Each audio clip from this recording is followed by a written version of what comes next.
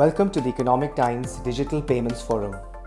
Partnered with Mastercard, this initiative looks at how digitization and innovation will open the payments industry to new opportunities and push the country's financial inclusion drive.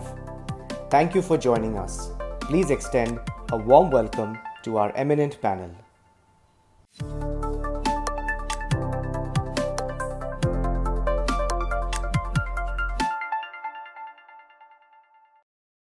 Hello there. Welcome to this roundtable on MSMEs in India, brought to you by the Economic Times and by Mastercard. It gives me immense pleasure to welcome all of you to the discussion today. The topic is technology in small business, the path to sustained growth, and I'm really looking forward to a very cracking discussion today. I am Alokesh Bhattacharyya, Senior Editor with the Economic Times, and I'm joined by my colleague Suchetana. Hello everyone, I'm Suchetana, Senior Assistant Editor with the Economic Times. Welcome to today's discussion. We will deliberate on the challenges facing small businesses and how technology can help them create a future of sustained growth. To that effect, welcome to all of you. First, let's have a quick round of introductions. We have with us on the panel today Dr. Krishnan, the IEPF Chair Professor of NCAER. He was earlier the Secretary in the Ministry of Skill Development and Entrepreneurship. He has also served in several other central ministries, including Rural Development and Finance. We have with us Prakash Mallya, Vice President and Managing Director, Sales, Marketing and Communications Group of Intel India. And we have Shashank Kumar, co-founder and CTO of Razorpay. We also have with us Mr. R. Narayan, President, FICCI CMSME and founder and CEO of Power to SME Private Limited. Welcome, sir. Akhilesh Tuteja, Partner and Head, Digital Consulting, KPMG India. Welcome to you. And Sandeep Malhotra, Executive Vice President, Products and Innovation, Asia Pacific, Mastercard. Welcome to you too. So before we begin, a very short context setting is what Alokesh and I will do. So we know that sustained growth for MSMEs is critical to India's overall economic growth.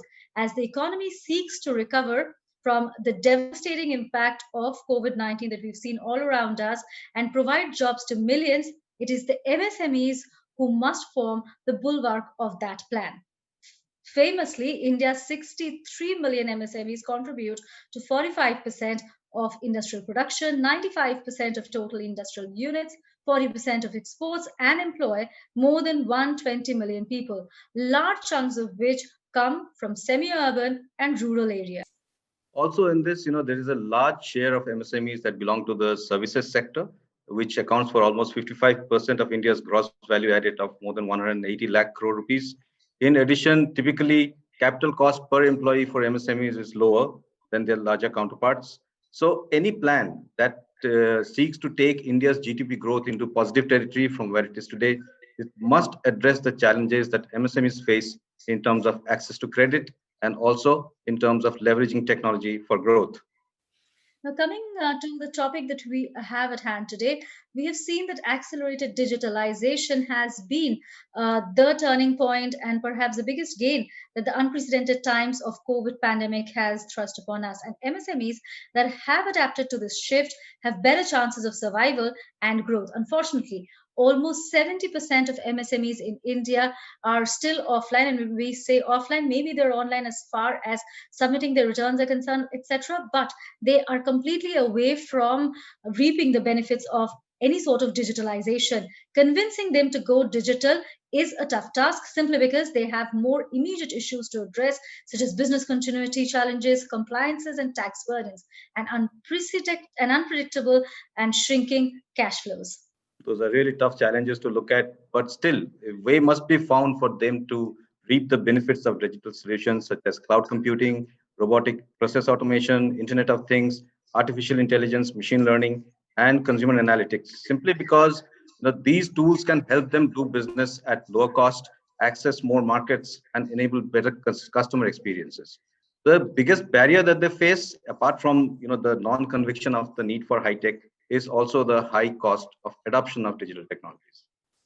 And we've seen the government has been taking a lot of steps to boost tech adoption by MSMEs and even private companies, including Intel and Razorpay on our panel are doing their part, but we still have a long way to go. A research report says that post-COVID, India will need GDP growth of 8 to 8.5%, along with higher productivity and employment growth to create the 12 million non-farm jobs annually till 2030. That's a target that we've set ourselves and which is much higher than what we would have achieved in recent times. Now, how we can encourage MSMEs to adopt stronger technologies and how technology companies as well as the government can enable innovative and affordable solutions and methods to make this happen, that will be key to this effort. So to get a deeper understanding of the ground realities, I would now invite Akhilesh Tuteja of KPMG to give us a short talk on the perspective surrounding technology and SMEs. Akhilesh, over to you.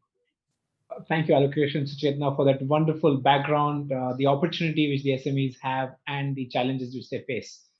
Based on the research KPMG has conducted over several years and the recent past, I would like to share a few things. But before I talk about some of these numbers and impact what it has, I want to share my personal perspective. My take is that there are three levelers in our business world. The first one is God, of course. The second one is a regulator. And third one is technology. And now I know that many of you can't control the first two, which is God and regulator. The one which is largely in your control and influence is technology. And that could be one of the ways for us to level the playing field. And technology really allows people to take a leapfrog compared to where they are. There couldn't have been a better time than today for MSMEs to take advantage of technology and really leapfrog, grow their businesses, increase their profitability, and also compete with some of these other players at a global scale. We have seen technology has played a pivotal role in our personal lives as well as in business lives at all time. But today's technology also has some significant advantages. I'll talk about some of those. One of the challenges most of the MSMEs have faced in the past is that the adoption of technology comes with some of these challenges which are hard to conquer. It's about having the access to capital, having the access to capability, and some of these big challenges. I would like to talk about the three significant technology development which are actually giving great advantage. And our research concludes that there are some of these advantages that SMEs can take even right now without having to take care of some of these big deals.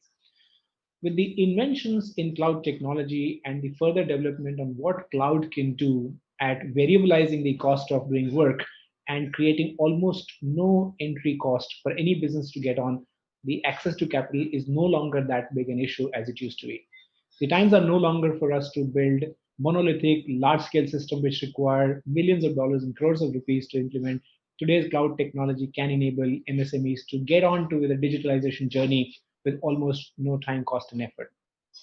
The second big thing which MSMEs have struggled is to having access to high quality talent when it comes to technology and many other areas. Another advent in a low code or a no code technology is actually giving space for MSMEs to build systems and solutions without having to have an army of people to build those systems and code those things. So the impact of low code or no code technology is starting to occur now, and we believe that MSMEs will take a huge advantage of that. And then the third one is the significant advancements in data-related machine learning technologies. Of course, broadly more known as artificial intelligence, but machine learning technologies using the power of data can really leapfrog these businesses to not only use technology to bring efficiencies, but also make decisions which could save lots and lots of money. Now, our report has indicated that there are several reasons because of which the MSMEs must get onto the technology journey. But I would say in today's world, it no longer is a competitive advantage. It actually has become a reality or a survival toolkit. Advent of COVID also has forced many businesses to become digital, have contactless servicing and delivery of products. So technology is no longer a choice one has to make, but has to get on. Some of these findings indicate that by using technology, MSMEs can increase their share of revenue in double digits for sure. Another research which also talks about that the growth in profitability can be as high as twice of those people who continue to stay offline. So the businesses which go online increase their reach to customers beyond their geographies, have the likelihood of doubling their profit compared to their offline peers. And the third one is it's not just about money and it's not just about profit. It's also about having the ability to service customer at the fastest and in the closest manner. So these are the three things: increasing revenue, increasing profit much more substantially, and being more customer centric and being able to serve their customer are the three big findings. It could make a big improvement to the economy as well as to the MSME. Last point I will talk about, as Alokesh mentioned, that there is also a need for us to focus on job creation, employment, and other areas. There is a myth that sometimes technology kills job. Our study also indicated that more use of technology actually led for these companies to deploy more people. It's not that they're creating inefficiency, it's just that now they're deploying their manpower to do other kinds of things, do a lot more cognitive tasks, and also grow their businesses much beyond. So rather than using the manpower to do low-end work and routine work, now that manpower can be deployed and more people can be hired to grow the business in a similar way. Before I close on this segment, I would say that technology is a double-edged sword as well. So it's great, it can do wonders, but it also needs to be done in the right manner. There are certain challenges around that. It's either about issues related to security and privacy, but more important issues that if you don't implement it in the right manner, we have also seen certain failures, and therefore it is important to do it right and do it right the first time. So those are some of those initial thoughts I have. Thank you, Akhilesh. In fact, do it right the first time is so easy to say and so difficult to do, right? Because you get into a solution and then you find that it's not the right one for you, and that means a major overhaul and lots of extra investment, and everything goes haywire. I had read up, your report also, and I was like, just like you said, I was quite surprised by the fact that digitally enabled SMEs actually employ more people, than those who do not. I was quite interested in that viewpoint. Maybe we'll come back to you on that a little later. Suchetana. Sure. Thank you, Alokesh, and thank you. Akhilesh, you wanted to clarify Akhilesh. something? Yeah, I just thought it'd be a good idea for me to give some color to that finding. It's very interesting. So there are two parts to it. So part one is that you need less people for the same productive outcome. So the number of people required for the same turnover is less for sure. But what it allows the businesses to grow much more, and therefore you as one enterprise end up growing faster and deploying more people to do different kinds of tasks. So we looked at the average number of people employed for the size of the business. But you're right, productivity does take a huge upbeat, and you need less people. And in fact, the productivity improvement are more in all areas, not just in production operation. It's also in sales, service, and many other areas. But Right. the ability to scale is much faster. Thank you, Mr. Tuteja, and thank you, Alokesh. So I think the time is now for us to dive straight into the panel discussion. We have decided to divide the discussion into three parts. First is where we will deliberate upon how technology can benefit SMBs. Then we move to specifics about the kind of technology that will benefit them. And finally, we'll discuss policy interventions required for the growth of MSME sector in India. So with that, let me start the panel discussion. My first question is to Dr. Krishnan. Sir, data shows that majority of Indian MSMEs are completely offline. What is really at the core of this problem? Do you think it's lack of skill, understanding of technology, lack of will, and how can they be persuaded to come online? Thank you. Thanks, Suchetana. Let me first join Akhilesh in thanking Alokesh and you and ET for organizing this excellent roundtable. Clearly, this is a topic of great, I think, contemporary relevance. Akhilesh made some very interesting and important points. Sort of a partial response to the question that you asked. The question that I want to pose to myself and to all of us is something which Mr. Arun Maira, for instance, long ago in one of the columns that he wrote for the ET had asked. In India, on a number of issues, we seem to know nearly perfect knowledge all of the problems in great detail. Very often, we also seem to know equally all of the solutions in great detail, and yet the solutions don't occur. So can we ponder a little and see why is it that this doesn't occur? For instance, from Akhilesh's point, my takeaway is there are a bunch of problems. There are a bunch of, today, inexpensive market solutions that are available. Now, Econ 101 tells me then the MSMEs should simply buy this technology because it's in their self-interest and adapt them. Now, why doesn't this happen? I think this doesn't happen because we need to go a little deeper into the data that you outlined at the very beginning. You spoke about the humongous number of MSMEs, the quantum, in terms of their contribution to the GDP, in terms of their contribution to the employment situation. But I think three things which stand out about MSMEs in India in particular, we need to take note of. They are all extremely small. In fact, I would prefer to use the phrase that Manish Sabarwal, for instance, uses. They are not small, they are actually dwarfs. They are, probably there is something which doesn't actually let them move away from being small, a large majority of them. Mm-hmm. They are also institutions with very low measures on all the conventional productivity. Return on capital, return on labor in the standard sense. And three, and I think the third is perhaps the reason for 1 and 2 above. Three, a large number of them are actually informal. And my reading is a lot of what technology offers, which will enable us to solve the problem of size and productivity, is unlikely to occur if we are not able to convert a large number of existing MSMEs, which are currently informal, into formal enterprises, and ensure that in future, and this is again the result of enormous research, enterprises that start formal typically tend to beat the first two problems. But enterprises that do not start formal need to be graduated into becoming formal, and then a whole bunch of other steps will follow. I'll stop here.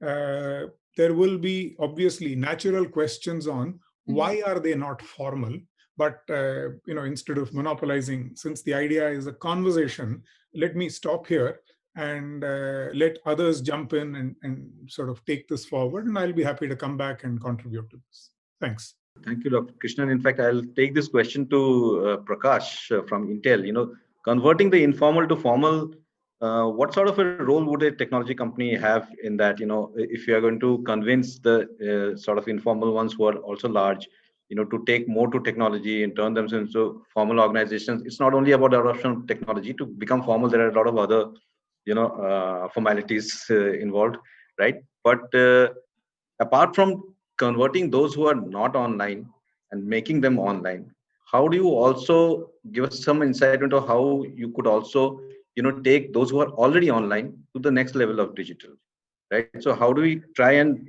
take this whole small and medium business category into a higher level of digital and therefore higher growth in the way that Akhilesh was mentioning? Sure. Yeah, first of all, thank you, Alokesh and Suchetana, for having all of us on this panel. It's great to be here, and hello and happy new year to all of you as well as our audience.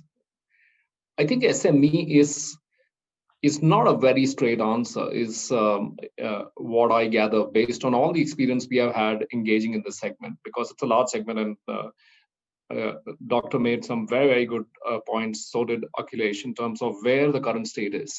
And I will add a bit more to the mix before answering your question, Alokesh, specifically.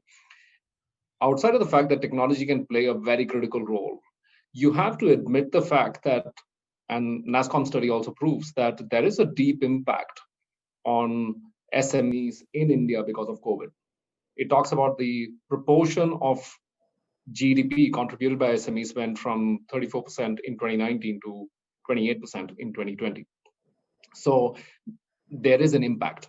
And the reason I believe there is an impact is exactly what Dr. also mentioned, and Akhilesh also talked about, the lack of adoption of technology.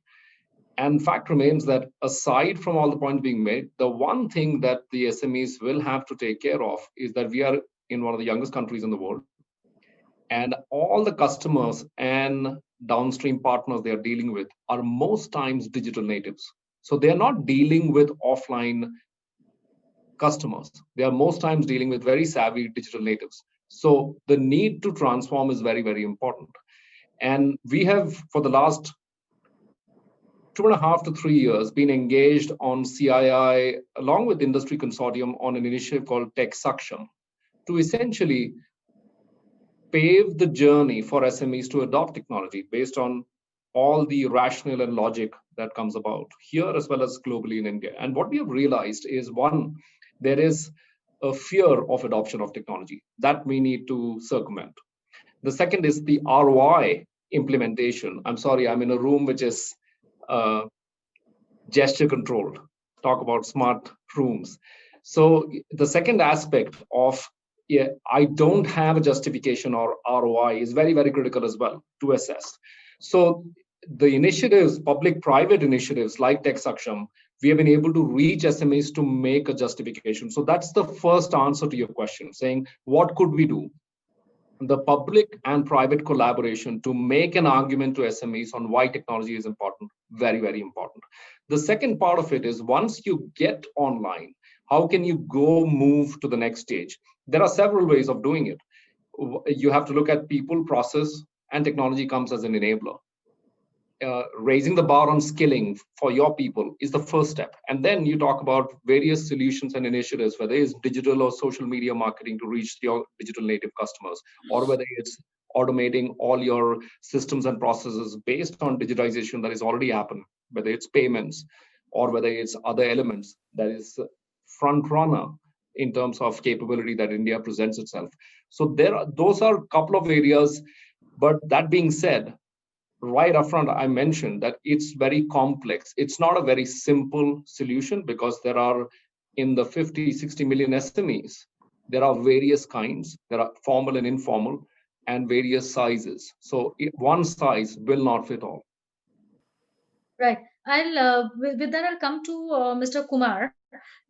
Razorpay has built this platform where a non-collateral based financing process has been used to revamp the traditional processes to bridge the credit problem that MSMEs have.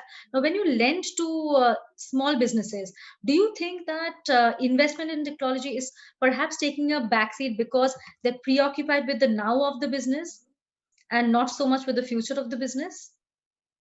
Uh, Hey, Suchetana, thanks for inviting me to the panel, and hello to everyone.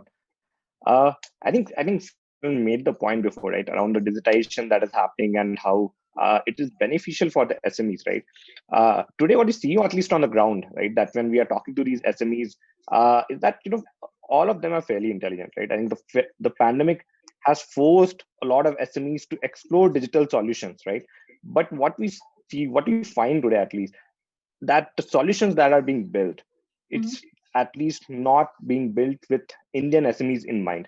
There are not enough inexpensive and really good solutions, technical solutions out there that the SMEs can actually adopt. We talk about credit at every point, for example, but if you look at the credit industry, it still functions in a very old traditional manner where you rely on balance sheets and you rely on credit scores for underwriting. And we know that for businesses, for most SMEs, right, credit score is non-existent. And the public profiles of these businesses are, the balance sheet and all, it's not something that the banks can truly trust.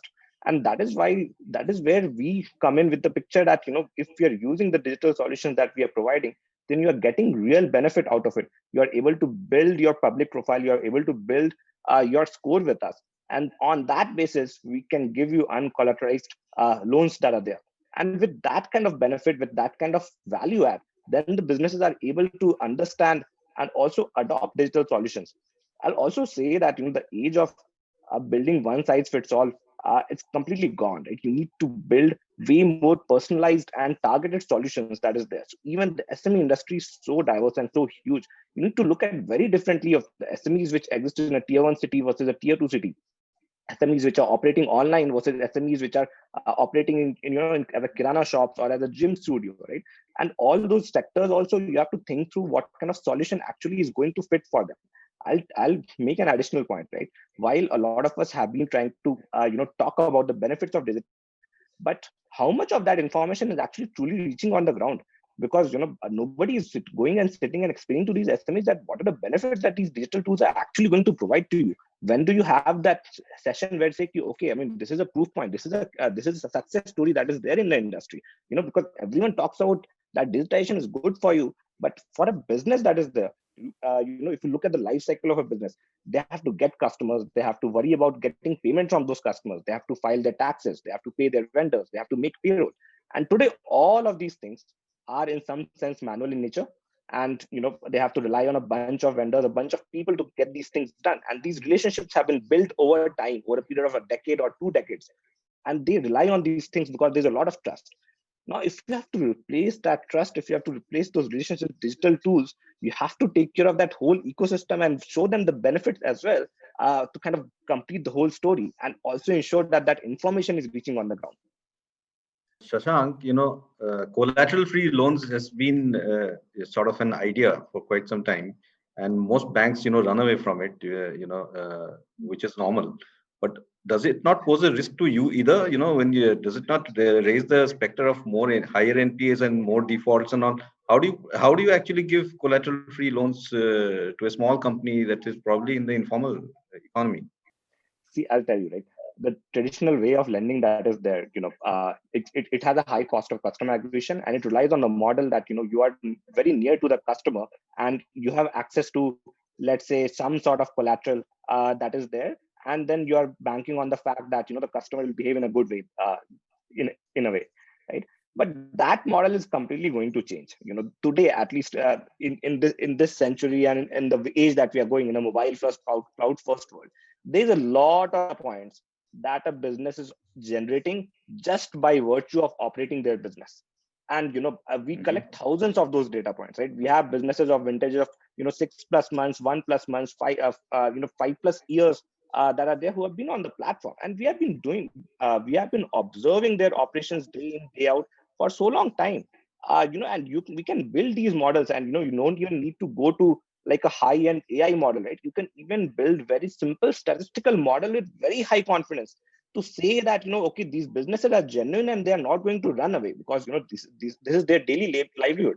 Then the only question that remains for us is, okay, if we are going to give uncollateralized loans to them, then what is the right amount that they can digest and they can use sensibly? It should not be such a high amount that it creates negative incentives for them and they put the money to bad use. But at the end of the day, if you are giving money to honest businesses, you have to observe what the industry is doing. You have to observe what the business is doing. But if you know that the business is journeying, if they have been operating with you, and if you have thousands of data points available, then you don't really need a security deposit to give that loan.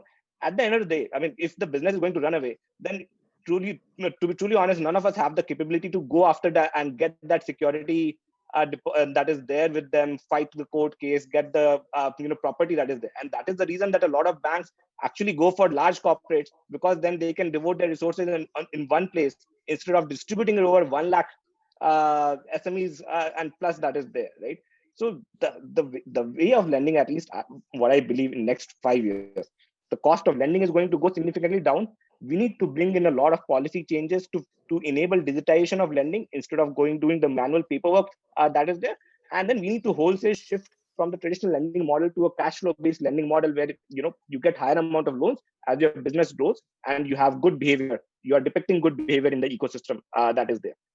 And for that, we may need to revamp our credit industry or credit policy. But yeah, that's truly the direction. Good points you make, and of course there are counter arguments to all. But Sandeep, in fact, I was going to come to you only after this. I can give an example to something Shashank was talking about, something we're doing in Kenya. But I think the whole thing about alternative data points and how you basically utilize those data points in absence of a credit scoring system or a credit scoring agency in a country, you could actually use those data points to extend credit. So an example of that is, while you may not have a credit scoring system in a country, you could have your bank statement. The bank statement will tell you how much money you have into your bank account in that year, how much money do you have out, and how good you have been in terms of paying your rental payments, your short-term loan payments, which may not be a part of the scoring system. Something we're trying to do in Kenya a program called, Track Microcredit Program. What we do is we basically look at the small business interacting with the FMCG, like a Unilever. So they do transactional activity with Unilever. You take that data and then you give it to the financial institution, the financial institution will lend. So it may not be the actual data point which you would get from a credit scoring system, but you do these transactional activities, account statements, short-term loans, rental payments, and utilize that for basically making working capital accessible. Right. So just to add to that, Sandeep, apart from when you're like your Mastercard, right? You help transactions become easier. You provide access to digital platforms and all. But beyond ease of transactions, right? Digital makes transactions easier. I consider, I don't know, last when I went to the bank branch, right? Must be the same for practically all of us over here. But beyond ease of transactions, how can digital payments help SMEs, in their growth sort of story? Yeah. See, number one thing is, what is the role of an SME? The SME's role is to serve the consumer.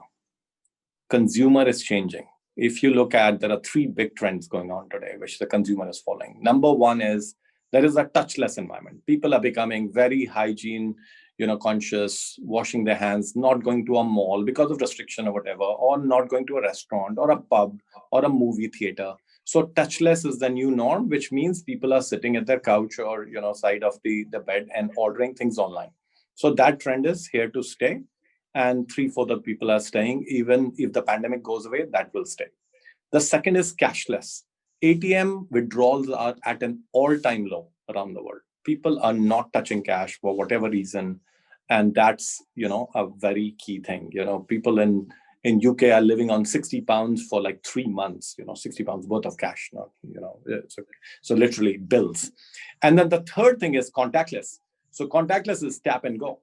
So we used to see 30% of all card transactions be digital, being contactless, being tap and go last year. It's become 41% in a matter of 10 months. And that's happening around the world. India used to see 3% transactions contactless. It's now mid-teens, basically. So that trend is also not going to go away. So what we are seeing is that it's the ease and this less is more, kind of an environment is here to stay.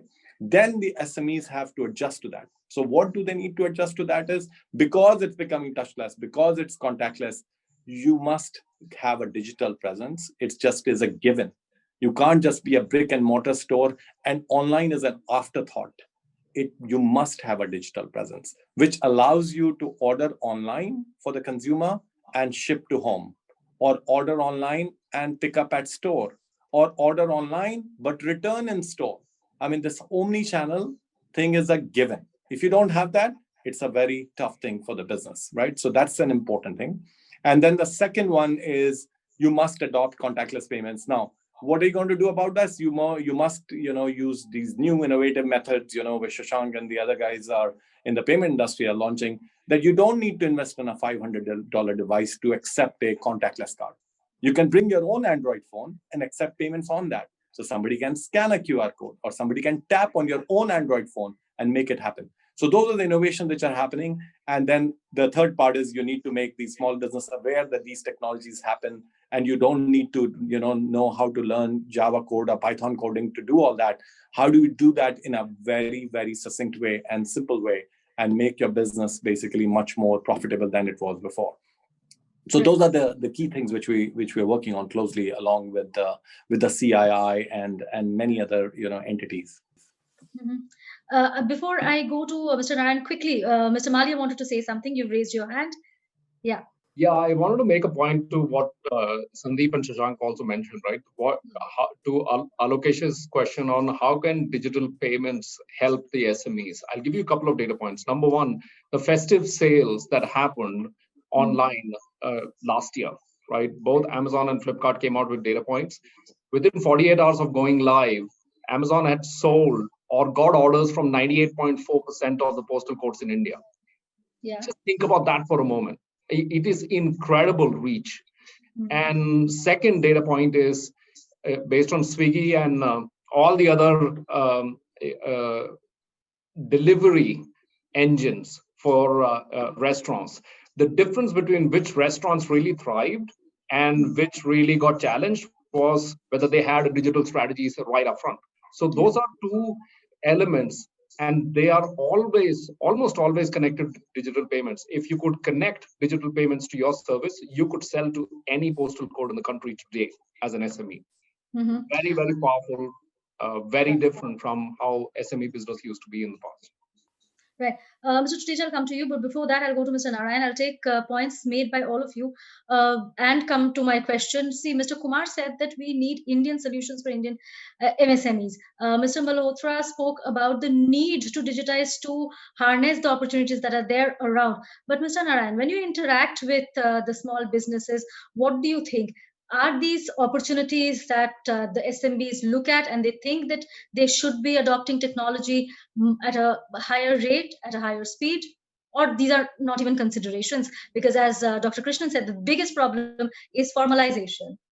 Yeah, so, just to bring a little color into that, on some of the MSME stats that you were mentioning. So if you look at, the GDP contribution of MSMEs, country-wise, if you go to most developed countries, you'll see that MSME contribution of the GDP is anything between 63 to 75%. And as somebody mentioned here, it was 34, and Mr. Mallya, I think, mentioned that it was 34 and it's come down to 29, right?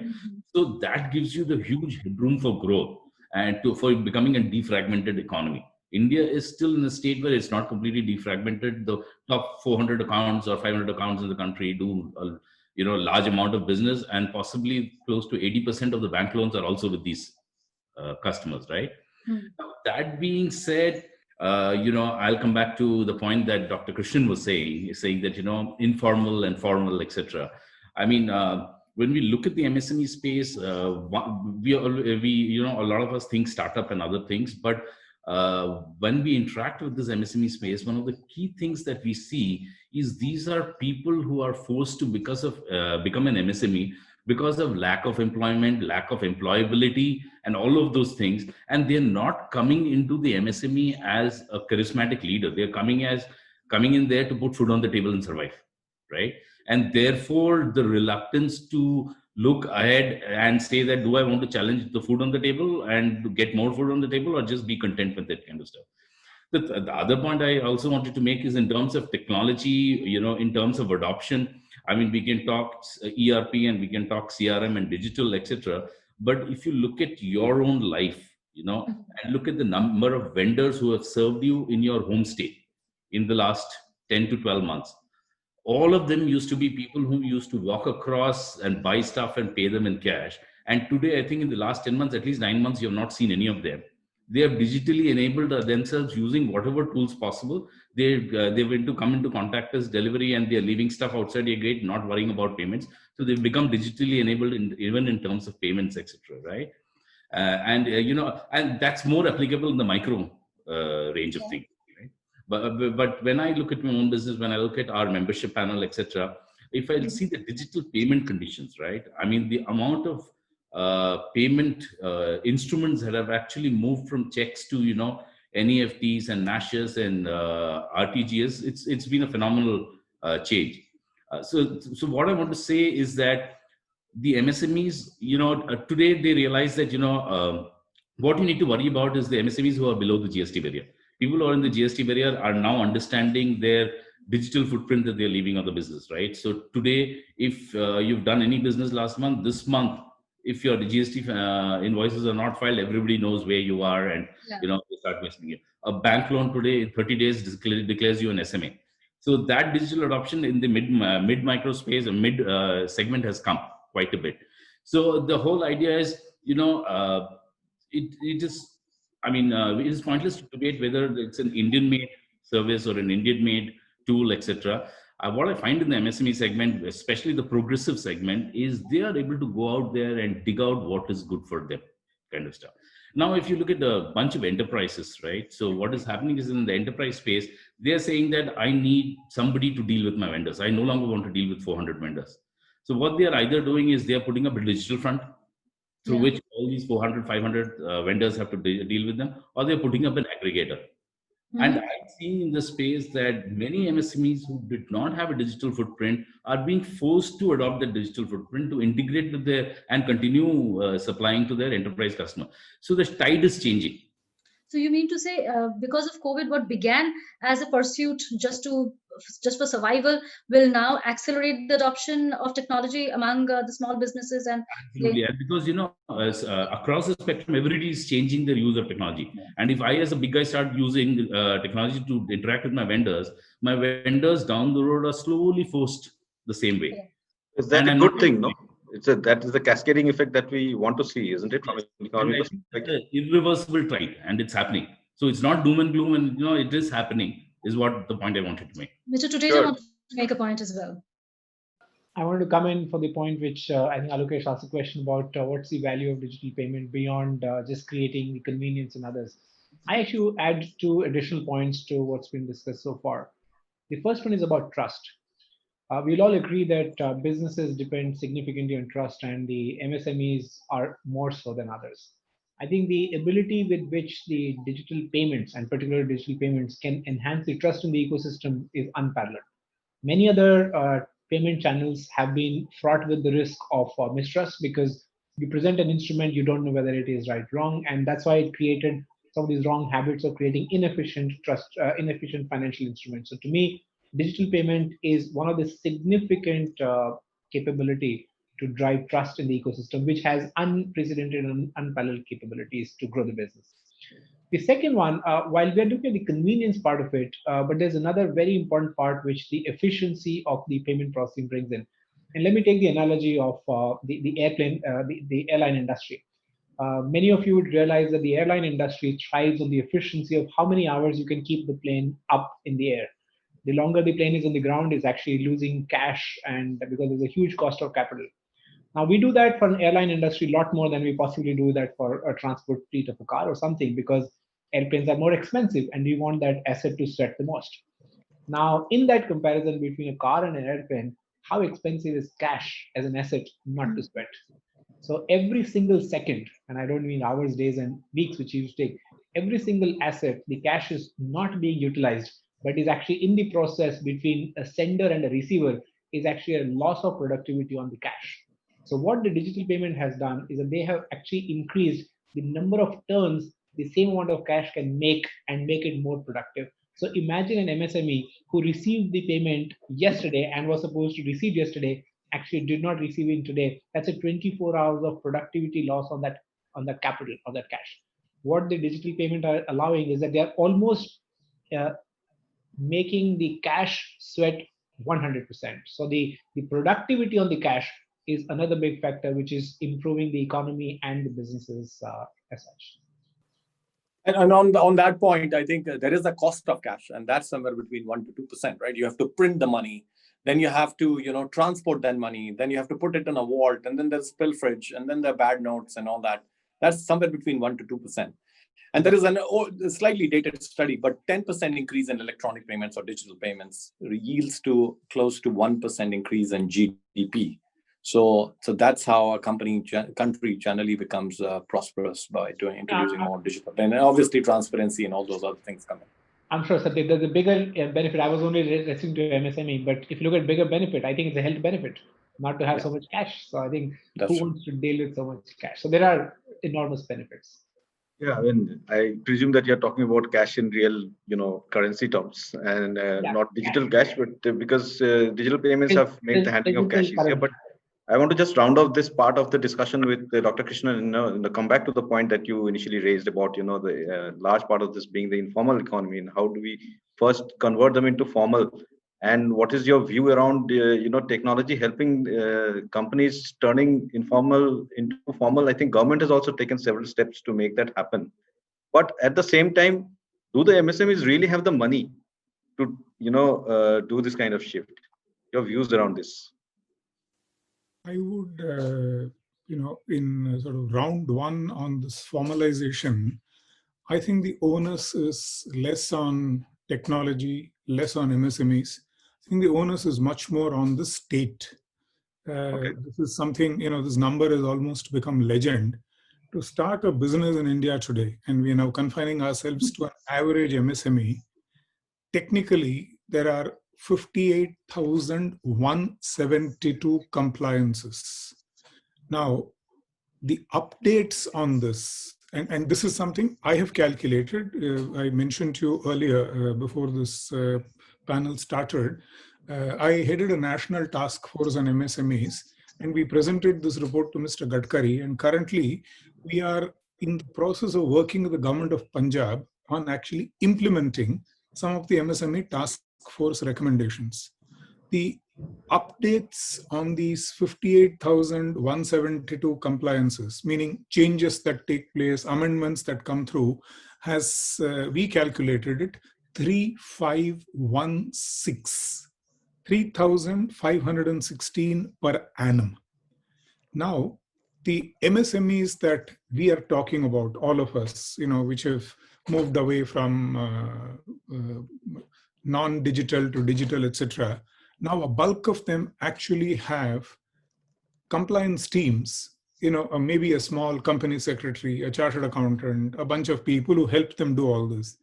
But I think what we should worry about even more, 14% of these compliances that I referred to, it's a little over 14%, carry imprisonment of between 3 months to 10 years. Now, many of you will not be aware of an India pre-1991 when, if you produced more than your licensed capacity under the Industries Development Regulation Act, you could be sent to jail. Companies have actually been prosecuted for producing more than what they were meant to produce. And we thought we got rid of all of that in 1991. Hello, we haven't. And we haven't got rid of them for the most vulnerable part of India's economy, namely the MSMEs. And on an average, and I will stop with this, the throwing of numbers, the MSME factory must file for 23 plus registrations and licenses, 750 plus compliances, and 152 filings per annum, and labor regulations, and this is the strangest part, account for 51% of these. Now, the strange situation is labor continues to be hugely exploited. MSMEs are crushed under the burden of compliances. So the larger objective for which we created these compliances aren't getting fulfilled. The MSMEs continue to be burdened. And you have a lot of the problems that we spoke about in the context of MSME. So I think, to come back to your question very sharply, technology clearly plays a role. And I think that role that technology will play after we clean out. And as we speak, we are in the process of cleaning this out in Punjab. And what is level one? Level one, close to 73% of labor compliances are duplicates because they have been written up in different legislations at different points in time. Some are state, some are center. So as an MSME, I'm filing the same data, but in a different form, in a different sort of abstract to different government authorities. So clearly, we need to clean up on the legislative front. But having done that, I think technology comes in very majorly by government creating platforms for these compliances. Because a lot of these are actually information that you need to file. Information that you need to file can be handled exactly by what we are talking about. Labor compliances, EHS filings, that is environment, health and safety filings, tax filings, central inspection, sort of inspection systems and single window clearances.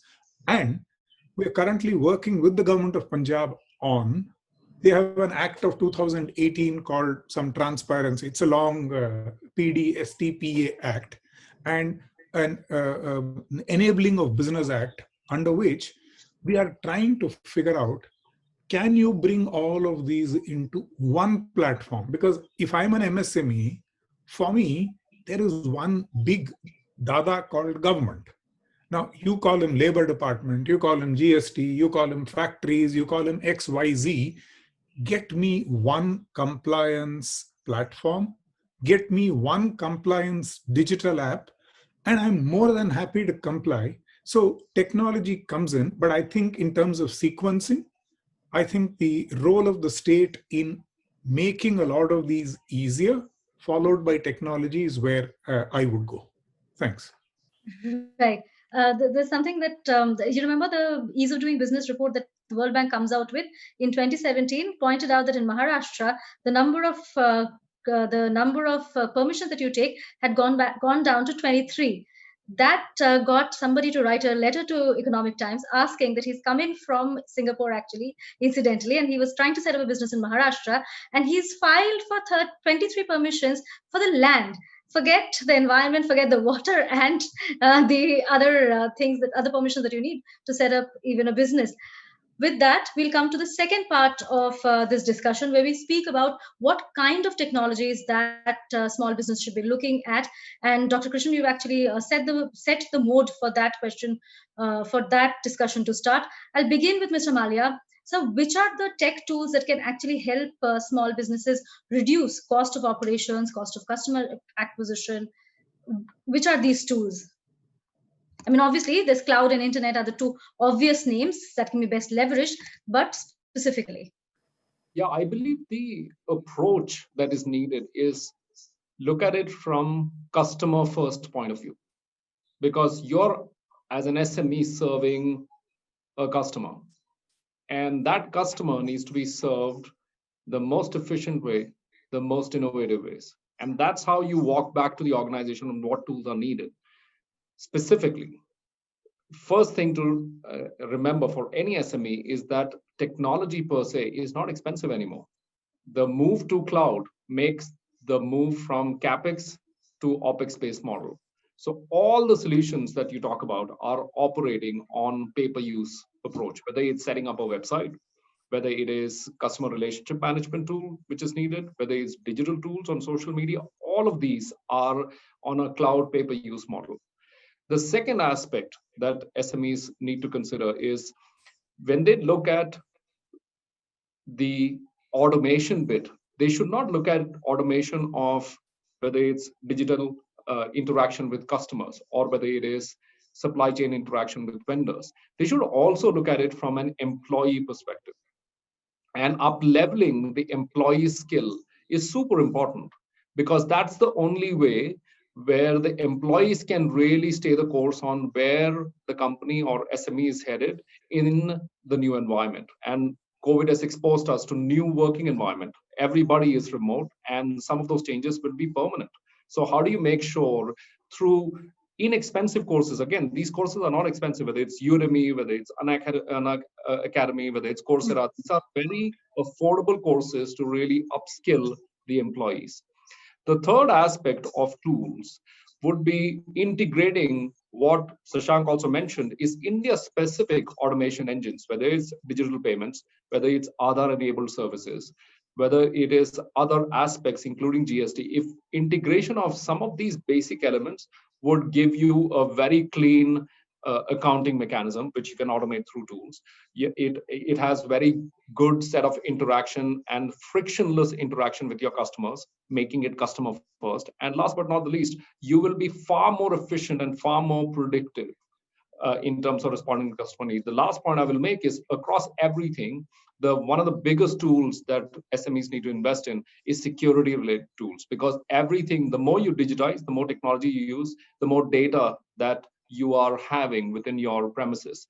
Security of that data and privacy of that data in the technology world is very, very important. That's one of the other tool or aspects that SMEs need to consider. Great, thanks. And Shashank, you're the other tech company, and you're a young company that's into a lot of innovative stuff. So tell us a little bit about affordable innovations that are happening, and what sort of innovations do you think? Of course, like Prakash said, you have to look at your business and you have to understand your customer, and the way you would approach a customer through technology 5 years ago is different from this in the same context of the problem. problem statement, if the problem statement 5 years ago was solved by X, the same problem statement being solved today by technology might be slightly different, right? So what are the innovative ways in which technology can help SMEs? Shashank. Yeah, I think for any business that is there, I mean, customers are the most important element. You're always looking at having better interactions with your customers, getting more customers, and increasing your mind share with them, right? And what we have observed, in a way, pandemic forced the acceleration of offline to online trend that has been going on since a very long time, right? So for any SME today, which is especially retail facing, that is there, right? They should look at establishing their digital presence, whether it is through a simple website or even managing your presence online through something like Google Maps or something else that is there. That is paramount, right? Second is establishing digital channels of communication with the customer, right? And that can be very simple. That can be, say, through WhatsApp that is there, right? Or that can be through simple tools like Khata Book and OK Credit that are coming up, right? But if you are able to establish a channel of communication with your customer where you don't need to be physically present with them, then just the fact that you have a relationship with them, the value of it increases multifold, right? And you cannot put a price to it in a simple way, right? Third, I would say establishing the convenience factor with the customer, right? If and whenever they are willing to transact, right, you need to ensure that you are providing good the payment options that can be paid by them at the point of transaction, even if they are sitting at home or anywhere that is there, they're able to complete that transaction, right? And today there are enough logistical tools that are available that you can look at any kind of home delivery that is there or any kind of digital delivery that is there, different kind of things that's there. So that's pretty much from a customer perspective that is there. Second perspective that I can give is on the backend side, because as a business, you have a lot of backend operations on a day-to-day basis, right? So the main thing that you should look at is where is your most time going, right? Because these backend operations consume a lot of time, but don't give as much value towards growing your business, right? So different things like from payroll to compliances to taxation, all of these are areas where you can cut down a lot of time through the digital tools that are there, and then also bring a lot more efficiency and cost optimization for running your business, right? So for all these areas, you get tools for digital tax filing, right? You get tools for running payroll. Today, I mean, I am a founder, and in 2014, 15, 16, 17, we used to run our payroll manually and used to take almost 4 to 5 hours every month for me to do that, right? And I'm pretty technically savvy. Then it used to be like that. For most businesses, it will be much more, right? Today, we have tools available. We also provide a payroll tool where it is literally a one-click process, and the value of that time cannot be stated, right? And so the return that you get on a time saved is multifold. And I can be on vacation. Earlier, I need to carry my laptop to make log into my bank to make that payment. Now I don't need to, right? All of these are scheduled. All of these are done automatically, and I can have my peace of mind. Similarly, for vendor payments, for example, that is there, right? So most SMEs, again, I'll make a point that, again, not enough good tools are available for these things, right? Most SMEs have very difficulty tracking their vendors and how much they are paying them, right? To the tune that they don't know whether they are overpaying or whether there are optimization opportunities that it's more of a gut feel that is there, right? So bringing it to some digital gives you a very good view, very transparent view as to, which vendors are really good for you, provide you material on time and provide you return on time. And then, you can go for further optimization and save cost there. So that is the ranking order from my side and, the suggestions that are there. I'll come to you, Mr. Malhotra. Mr. Kumar laid out his ranking order: vendor management, payment, where you see time being saved as well as efficiency being enhanced. So there is a program that you run with CII in India. It's called Digital Saksham program. What has been your takeaways through that program that you've interacted with MSMEs? What do you think are the innovations that they require that they would do better with? Yeah, so generally, so we'll come to the digital section, but so what we are trying to do is, what is the need of the SME today, right? So serving the customer, one is to keep the lights on. So when pandemic happened, I don't think anybody was worried about profitability. They were more worried about survival. How do I survive? How do I serve the customer? If I'm a brick and mortar store who basically did all the business on a paper register, how do I basically make sure that I can accept orders in a non-face-to-face fashion where I need a digital storefront? I need to be able to list my items, consumer can order, and I should be able to accept payments. If I can't accept payments in an online way, maybe when the delivery happens, I should be able to accept payments, maybe do more pay on delivery rather than cash on delivery, because nobody wanted to touch cash and touch each other. So that is number one. How do you do survival in terms of storefront, order, payments, evolving into inventory management, cash register, and the likes of all that? So a bunch of tools around that, good, bad, ugly. Second is, how do you engage the consumer, right? So you want that same consumer to come back to you. So how do you engage with them, which is primarily, using marketing abilities through social media tools which are available. You also can engage with them in terms of, okay, I'll give you discount and offers, and I'll send you gift cards for 10% off. I will also maybe, remind you that you have items left in the cart. Please come back and finish the order. So you can create a very nice, kind of engagement with that, reviews, feedback, all that nice stuff. And then the third thing is, once you become all that, where you actually are able to serve the consumer, are able to bring that consumer back to the digital, then you get into the next stage, which Shashank was talking about, where how do you create operating efficiency in your system where you move from a paper register to electronic register? You basically do account receivable and account payable. We partner with entities like Zoho of the world, who have done this in a fairly advanced fashion. So how do you electronize that part of the business, the whole bookkeeping, the account keeping, payroll management, tax management. So you evolve into that, and then you get into much more other richer things about employee collaboration. Are you coming to work, or I'm taking a break, and do it in a more electronic fashion. So that's one. Then we're getting into things like electronic education, where we are talking about financial literacy, which is what we're trying to do with the digital section of the world. How do you bring that digital literacy to the person? It's not the 6 people who know technology or who are on this call. How do you bring in to the women entrepreneurs, something which we've launched as a part of what we call Project Kirana, where we are introducing empowerment of digital, empowerment of women entrepreneurs through these programs to teach them what this means to you. What does digital identity mean to you? How can you be a part of the formal SME system or a formal financial system, and then basically be a profitable business once you've gone through the survival mode? So that's the multiple things which we're trying to do through these programs, bringing in literacy, bringing in tools, bringing in technology in a fashion which is very, very convenient. And it's not for only tech savvy people, but for the people who are a common man or a common woman who wants to earn their living. Right. There's a lot of interesting thoughts, Sandeep, in your talk. I'll come to Mr. Narayan, and basically, do you handle a lot of MSME, right, in your work? Do you get the feeling that we are getting a little ahead of ourselves in terms of what technologies to be used, when we have some 58,700 something compliances to address, and the state has to come in first and of course reduce them, and then the technology platforms need to come in? Is it like, it seems to me like a horrifically large problem that will take forever? Do you see any progress and in terms of movement in this?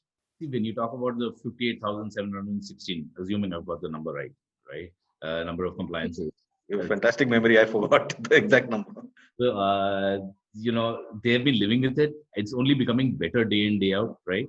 And it's the numbers are reducing as we talk, kind of stuff. And so if you look at the state of the complexity as far as the SME is concerned, he is quite up to there doing this for the last 5 years, and he does it as a part of his existence right now. We can make it better for him. There's no two ways about that. But I think we are making it better. We're making strides in ease of doing business kind of stuff. So yeah, but at the same time, I don't think we can belittle the requirement of technology in running the SME's life today, saying that there are other problems we can take care of, right?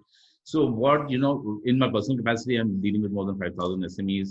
At FICCI, we're dealing with, maybe 5 lakh SMEs kind of stuff. So what we did is we put together a toolkit for these SMEs, and how to make them a little more technology savvy and a little more technology friendly, if not completely adaptive kind of stuff. So the way we focused on it is, let's look at ops. And when I say ops, we're looking at customer relations, financial management, marketing, supply chain, product innovation, all of that kind of stuff.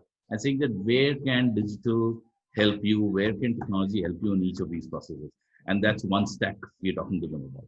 The second stack we're talking to them about is the infra stack, saying that, what should be smartphone enabled, what should be low cost technology enabled, and all of that stuff. And, like somebody else, not build monolith systems kind of stuff, but, pay as you pay, as Mr. Mallya was also saying, pay as you use kind of, make them aware of what is available kind of stuff. So that's what we're doing on the infra side of the thing. We're talking to them very heavily about enterprise extranets. So what happens is, don't build the technology yourself, latch on to your enterprise customers and go and build your ecosystem into the extranet, so that you're not building quotations separately. You're actually a part of the system, and you're doing stuff very, very closely with your suppliers. It gets you closer to your customer data. Right? You have to join a lot of extranets. So you see, an SME typically will survive on 7, 10, 12 large customers that he has, right? So if you get hooked on, it's almost like getting married to each of these enterprises when you get into the extranet. The cost of removing you is also difficult. The cost of you going away is also difficult. So it creates a nice marriage for you, between you and your customer. So getting in that extranet gives you a lot of comfort for an SME as far as he's concerned. So we're focusing on that bit of it. The last part we are talking about is data, and we've broken this data into two sides, which is data security, as Mallya talked about. I'm not going to dwell on that. There are enough experts who can talk on that subject. But using data in a format where it is available for you to make quick decisions, kind of stuff. I mean, today, if you look at all the enterprises, etc., who are working with SMEs, they actually started working on e-auctions and all of that stuff. If you don't have data at your fingertips at that point of time, when you're sitting in an e-auction, you can't falter.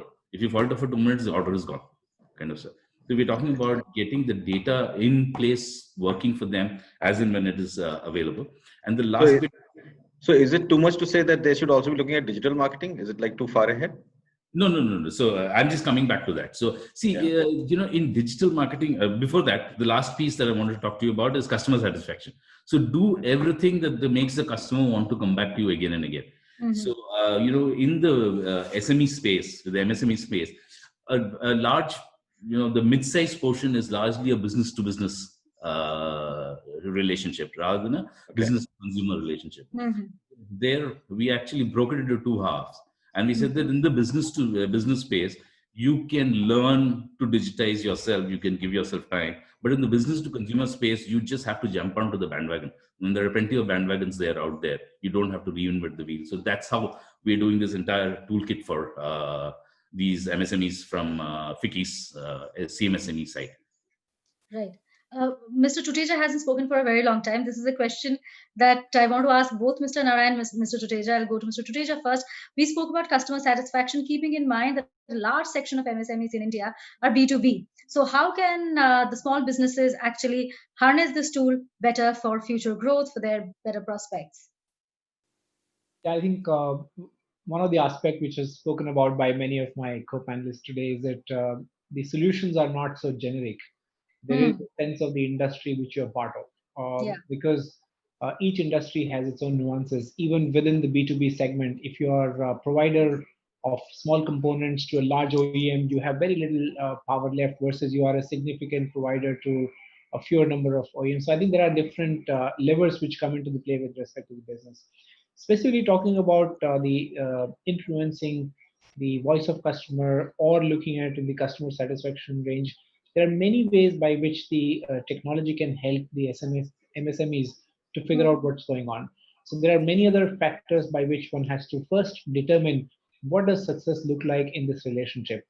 Is it that somebody paying me on time is a happy customer, or is somebody who's giving me a larger share of business is a happy customer? Because typically no one large B2B buyer would be dependent on only one or limited number of providers. So using some of these extranets, which Mr. Narayan talked about, is one of the ways by which you can actually determine how significant you are to the ecosystem of your B2B buyers. The second way to look at is the ability to continue to grow market share within the same segment. So, for example, you might be one of the few players which you provide, but what is your ability to grow your market share with respect to your competition could be another area. Of course, one of the things which has a softer factor, which actually helps increase the customer satisfaction, even for B2B customer today, is convenience and efficiency. Like the smaller players, let's say, for example, if I'm an MSME and I'm supplying to another MSME, I think the challenges could be multifold. But if I'm an MSME supplying to a large enterprise and a large customer, I think amongst everything else, the convenience, timeliness, commitment take much bigger stage compared to just, are you the cheapest? Because I think they have many other ways to drive productivity. So in my view, using technology to do three things is very important. The first one, do you have the technology which provides visibility? Mr. Narayan talked about this thing saying, do you have data on your fingertips and all that? The big players, when they're working with MSMEs, they won't know. It's like, I'm sure some of you saw that ad from one of the agencies. The nation wants to know ki ladka nikal gaya ki nahi, type of thing. So, what is your ability to provide a real-time visibility where the order is, where the particular situation is, what are the bottlenecks? So the visibility-led technology, and there are many which provide one outcome. The second is that all of the large players in today's market are competing on doing more with less. So do you have the productivity driving technologies? Can you deliver 5%, 7%, 8% year-on-year productivity gain? So are you working on delivering the same product faster, better? And then the third one, which is very, very specific to the product and service which you're providing, is innovation technologies. How do you continue to change the ecosystem? If you continue to do what you're doing and you are the order taker as an MSME, sorry about that, tongue twister, it is harder. But if you continue to innovate, even incrementally, if not transformationally, so there are technologies which allow you to, depending upon the thing. So my suggestion would be to focus on visibility technologies, productivity technologies, and technologies which help you innovate the product or a business model. Mr. Narayan, we all know the returns on investment when you make investment into technology, for example, knowing your customer better. But are you seeing in your interactions, are you seeing the small players, the small businesses actually moving towards it? Do you see them enthusiastic and wanting to adopt new technology which will help them, be it data, be it technology, to know your customers better? So let me not say that they're taking leaps and bounds and running at technology. It's the pandemic that is making the technology run to them, right? So human contact has suddenly been taken out of the system, right? And you are very comfortable going over for a cup of tea and saying that, aapka lorry 4 din baad pahunchega, for example. Your lorry is going to reach 5 days later, or the prices have changed. Today, at the end of the day, with the human interaction being out of it, they have to get technologically tied up into the order, into the transaction, right into the extranet or the internet of the customer, where they are able to record these statements. And then what is happening is that customers are handling this much better. Earlier customers used to know 24 hours or 6 hours in advance that their shipments are not reaching. Today, thanks to this technology and the digital footprint that is being laid by every communication, the customer is coming to know 48 hours, 2 weeks in advance that, this material is getting delayed, and he's being able to plan things better. And, finally, it's a cluster compatriots. Like as SMEs, if SME 1 is doing it, within day 7, SME 2 is starting to do it, because he knows that he's losing cutting edge with his customer and he's losing points kind of stuff. So the situation is actually, and I think that's the best way SMEs will adapt to technology when they're pushed to it. I mean, at the end of the day, you can take the horse to the pond, but you can't make it drink water. But keep it parched, keep the profits low, and then you see them doing all kinds of things, adopting technology to, push up those margins, push up those revenues, etc. And, before I move into the third part of the discussion on policy initiatives, Prakash, you raise your hand, so please make your point. Yeah, I feel the infrastructure element, what Mr. Narayan also talked about, is very important, because a lot of it is awareness or lack of it. I'll give you example, whether how much it takes me as an SME to set up a website, or whether it is infrastructure where it's related to digital payments. or whether it is related to PCs. I'll give you a great example on PCs. The study that we did on PCs says SMEs today, rather than sticking with their old PC, four or more year old PC, with the same amount that they spend, close to 2 lakhs, they can buy 3 modern PCs. So this is a PC oriented dialogue, but infrastructure overall, a lot of it is whether I am aware what value it adds and what costs it really amounts to. Most times SMEs are not aware. So collectively as an industry, I think we need to do much more in terms of making people aware how much it costs, what is the impact. Yeah, and apart from making them aware, I think in terms of cost, Prakash, you'll agree that they also need to know about the various initiatives and schemes that both corporations and governments keep coming up with on a regular basis. There's a whole plethora of options out there, and I really don't know how many SMEs actually know about all of them, and whether there is a case for a common platform to make these announcements as well. Let us now move to the third and final part of our discussion, which is around the policy initiatives, and who better to start that with than, of course, Dr. Krishnan himself. So, Dr. Krishnan, one of the things that we always notice, like you said, the 58,000 plus compliances brings about a lot of friction between the small enterprise and governments and authority across all levels, right? Whether it's the municipal level or it's the central government. Every level there is this huge friction that happens. Even when GST was introduced, the initial few months was a nightmare, right? And it was quite a difficult time.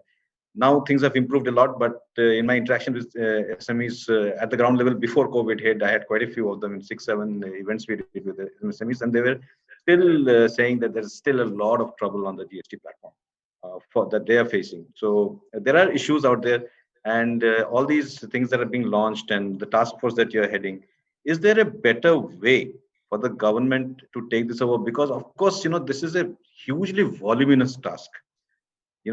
Regulations and all that have piled up year after year over 70 years. How do you get rid of the unnecessary of the dead wood? How do you make sure that the laws are relevant to today? How can the government do it easier, faster, so that they can actually help the MSMEs with what they should be doing rather than filing 58,000 compliances? They should be looking to give the SMEs greater access to markets, easier access to credit, right? And easier access to their customers. Is the approach right, you think? Yeah. I will directly answer your question in just 1 minute. I am now at an age which is, I think, called the anecdote age. I can't but help anecdotage. Anecdotage. Yes. And this is partially in response to a question that you had sort of raised, saying, is this at all doable? I mean, it looks so difficult. Do you remember, some of you perhaps were very small kids then. I was perhaps just leaving school or entering college. There was this gentleman called Swaraj Paul who tried a hostile takeover of escorts and then DCM. This is mid-1980s. He bought an enormous amount of shares of these companies. And do you remember the ground on which the thing did not go through? The ground on which this did not go through was there were these humongous number of trucks with the share transfer certificates that had to be manually signed by the company secretary and then registered for effecting the transfer of shares from X's name to Swaraj Paul's name in the books of the company. And I remember a photograph in the Hindustan Times as a child of trucks parked, snaking their way on the roads right up to the national highway, running into hundreds. Now, come to mid-90s. India decides that we will go, quote unquote, digital in the form of dematerialization of shares. USAID wrote a report in 1995, of which I have a copy and Mr. C.V. Bhave has a copy. There are only 2 copies.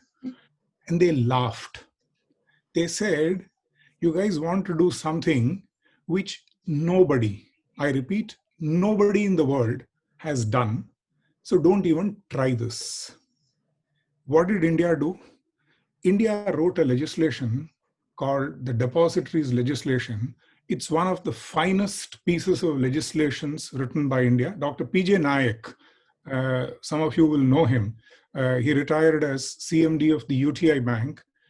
He and Mr. M.S. Sahu, current chairperson of the IBBI, Insolvency Bankruptcy Board of India, and Mr. T.K. Vishwanathan, former Secretary General Lok Sabha, the three of them sat, hand wrote this legislation in 3 nights. That legislation got passed. India created a National Securities Depositories Limited, and all the rest of the panelists here know this better than I. Swaraj Paul's shares can today be transferred before I can say hello. Literally, in less than a second, 1 billion shares can be transferred. So, as to your question, can we do it? We have done it. So, and this is not the first time. So, I am very hopeful that India's MSME moment has arrived. And the kind of interest that I saw during this task force, we've interacted with at least 5 chief ministers, because there is growing demand on us to come and please replicate this in our state. The complication here, unlike the example that I gave earlier, this is a center plus state plus local government. You rightly said, right from the municipal inspector to North Block, everybody has a finger in this pie. So this is a slightly more complicated question, but I, going around in my current capacity as an academic, see an enormous amount of interest. My sense is what we are doing in Punjab, which is actually now digitizing a lot of these platforms and compliances on a digital mode, but reduced. The government of Punjab is now ready to decriminalize 90% of what we've pointed out. The cabinet says, give us a draft legislation. And we are working with Vinny Mahajan, the chief secretary. So my short answer is, it's doable. Clearly, technology will play a huge part. And I think I slightly probably got misunderstood. I'm not saying technology has to wait till we do these legislative changes. No, clearly not. There are a whole bunch of enterprises which need this technology because they are already at some levels of technology adoption. But for us to make a difference to the 63 million that Suchetana spoke about, we need formalization. And I think we can not only do it, we have a history of doing these very difficult things. I personally believe we'll be able to do it. Thanks. Thank you, Dr. Krishnan. The beauty about that anecdote age is that all of us can listen to you and then pass it off as first-hand knowledge somewhere else. I'll come to Mr. Tuteja. How do you think technology can actually, and government, do you think government policy can bridge the gap between a large company and a small business, and how can it be done? I started with my talk by saying that there are 3 levelers, and the second one was So I definitely think that the government, the regulator, and many other mechanisms, policy and otherwise, can actually bridge a lot of gap. So how can the digital gap be bridged between a large company and a small company? Because from this discussion, it's very clear, and of course, we know that it is the digital divide that differentiates the two categories of companies. Really. Yes, I'm coming to the digital divide. I think it certainly can do. And there are actually examples for us to follow from other parts of the world. I'll come to that. But I would also like to link to the point Dr. Krishnan talked about in the first segment when he said that we seem to know all the problems and we seem to know all the solutions, but the gap remains. And I do want to come with my humble opinion, sir, that if just knowing the problem and just knowing the solution could have helped, I would have been 6 kilos lighter. I definitely know that why am I 6 kilos overweight, and I definitely know all the. You don't look it. Maybe I have better solutions to hide it, but not eliminate the problem. I definitely know what should I be eating, how much should I be exercising, what I should be doing, but this just the mere knowledge of solution is not the right thing. I think there is also motivation and the enabler required to make those things happen. And that's where I think the government policy can actually act as both motivator as well as enabler, and motivator could be both on positive as well as the negative motivation side of it. I'll kind of bring the example of Germany. Germany has a very significant MSME population and has a significant contribution to the national GDP there. And one of the things which I have learned, which some of these other markets have done, is to provide impetus through providing ability for an easy access to technology and the, if you use technology, availability of capital as well as credit at a much lower cost. The second way by which it can do is that it can help the consortium creation and provide the impetus for use of technology for a particular type of industry or for a particular type of areas. And of course, we all know that the custom duty and other kind of make a big impact in terms of technology availability. And last but not the least, the programs like Make in India also bring the self-dependence on many of these areas. So these are the 3 or 4 ways by which the government policy can do.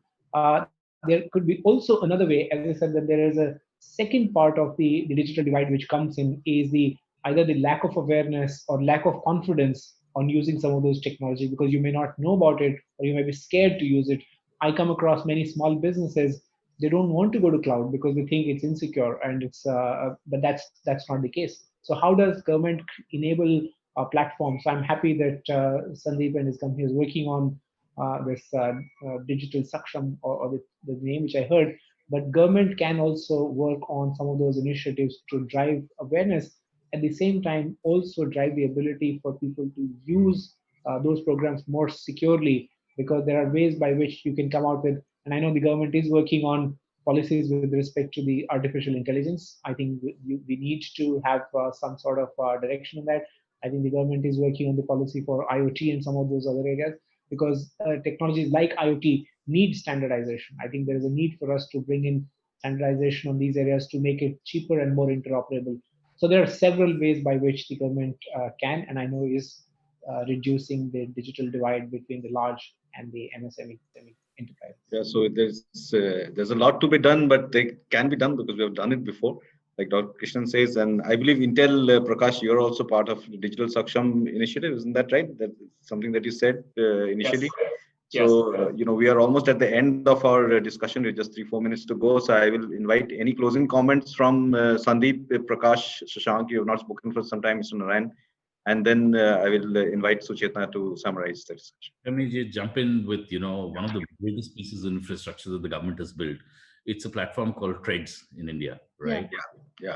It's where banks can compete and lend freely. So the credit growth issue is solved. People availing credit will get very good rates of interest. But, this is where the complete will comes in. I mean, we built that platform and we left it to the public to use it. Okay. In stage 2, we said that every company over 500 crores has to use it. Yeah. Mm-hmm. Now, if you go to a 600 crore company and say that, okay, I'm going to supply to you and put your bill on the Trades platform, the first thing he will tell you is that if you're working with me, my bills should not go on the Trades platform. Exactly. The problem why most PSUs are not on Trades, and that is the large is a large concern for most MSMEs. Exactly. I mean, today, if you look at your capital requirement of the country, it is broken at 60 and 40. 60% is for capex and 40% is for working capital, and that whole working capital requirement can be wiped out if we get rid of these delayed payment problems. So, if this government had a little more will and said that I now have GST, I now have all the infrastructure in place. So as a policy, GST will now publish all invoices on the Trades platform. There, your credit problem is solved for 40% of the working capital needs, right? So a little bit more will to, not allow escape hatches, but actually use the infrastructure for what we built it is something I would love to see from this government. But otherwise, I think they're doing a phenomenal job. Super. Sandeep, Prakash, anything you want to say before we close? Yeah, I think SMEs are the lifeblood. I mean, there's not a question. They're the lifeblood of an economy, driving economy, fueling economy. I think the pandemic has accelerated their shift towards, digital and or technology. I think literacy, giving them access to, these tools in a much more convenient way, more transparency, will give them access to more customers, will give them access to more markets. And I think it will help them grow their revenues. I think it's very plain and simple like that. Yeah, Mr. Mallya, you were trying to say something, yeah. Yeah, I want to end with saying, yeah, absolutely. Government and policy is an ongoing journey. There are a lot that has changed, and I completely agree with all the panelists. There is so much more we can do, for sure. But this aspect of public and private partnership, and that's what the Tech Saksham has also taught us, right? All of us can contribute towards making it better, and the awareness of solutions and the impact technology can make in SMEs is a big gap today.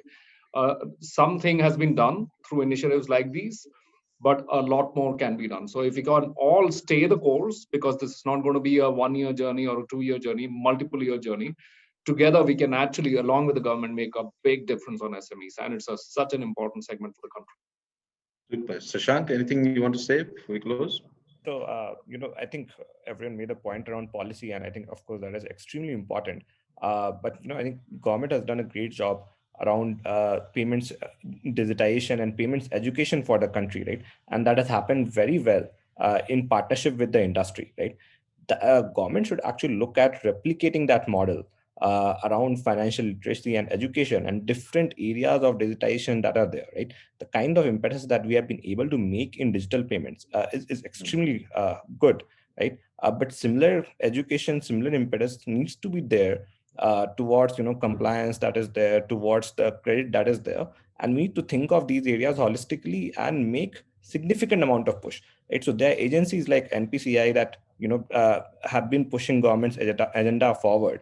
We need to think about and see whether we have such institutions present in these areas that can take that agenda forward. If not, then we need to put those together and build a community of the industries, build self-help groups, build self-regulatory organizations, which can then, in partnership with the government, take those agendas forward. Right. So we've had 1.5 hours of invigorating conversation. So I take this opportunity to quickly sum it up and then invite Alokesh to do the vote of thanks. I'll begin by thanking all of you because, Mr. Tuteja, you really set the tone for today's discussion. As you mentioned, the 3 levelers for small businesses: God, regulator, and technology. Dr. Krishnan, thank you for leaving us richer with all the anecdotes that you shared with us. Thank you very much. And you made a very important point about the need of formalizing a large number of small businesses if India is to increase the contribution of its MSME sector towards its GDP. Something that Mr. Narayan, you also spoke about. You mentioned how in developing countries, the contribution of the MSMEs is around the 70% mark. In India, it's reduced to the late 20% range. And you spoke about the ways of increasing that contribution. Mr. Mallya, thank you for attending the webinar today and speaking about the need for MSMEs to transform themselves technologically, given the environment that we live in now. And Mr. Kumar, you spoke about the need for Indian tech solutions for specific problems that the Indian small businesses face. Mr. Malhotra, thank you for joining and speaking about how technology could help MSMEs better their understanding of their customers, employee collaboration, but more importantly, as you mentioned, and everybody else agreed, that the key to all of this is spreading higher awareness among the small businesses about the advantages of technology. So, Alokesh. Thank you, Suchetana. Thank you very much for being such a wonderful co-moderator. And thank you to all the panelists. Thank you especially to Sandeep and the Mastercard team for their support in allowing us to create this platform. It's a wonderful platform. We'll have more discussions on this platform going forward. Dr. Krishnan, special thanks to you for sparing time for us. You're such a busy person. It was absolutely an honor and privilege to have you with us on this discussion. Prakash, Narayan, Shashank, Akhilesh, thank you all very, very much for joining us here today. We'll stay in touch with you. Look forward. Goodbye. Thank you so much. Bye-bye. Bye. Thank you.